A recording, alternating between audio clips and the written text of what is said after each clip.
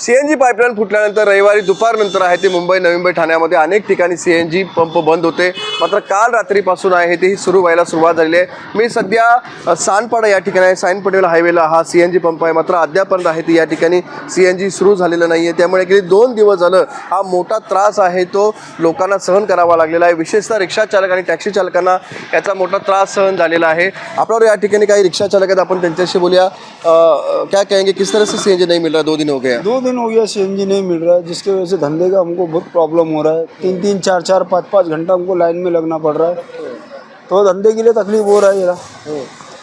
CNG नहीं mill रहा है. नहीं मिल रहा है, कहीं मिल रहा है तो बहुत लंबी लाइन है. 4-4, 5-5 घंटे लग जा रहे हैं. अभी हम लोग 4 बजे से उठे ले, उधर इतना लंबा लाइन लगा है, उधर पे भी बहुत लाइन है. तो सोचो इधर खाली है तो इधर आगे भर ले. काय म्हणून मामा, सीएनजी नाही मिळत आहे तुम्हाला? आता 2 दिवस झालं सीएनजी भेटत नाही रविवारपासून. तर आमची शाळेची लेकरं ही सोडायचं ते धंद्याचे सगळे प्रॉब्लेम झालेले आहे. आणि आज हाय म्हणून सांगितलं चालू म्हणून सकाळी आम्ही उठून आलो लेकरं घेऊन. तर आत्ता चालू केलेला आहे पंप. आता बघू याच्या पुढं काय भेटतंय का नाही. अनेक ठिकाणी बंदच आहे अजून. हां, सगळीकडे बंदच आहे.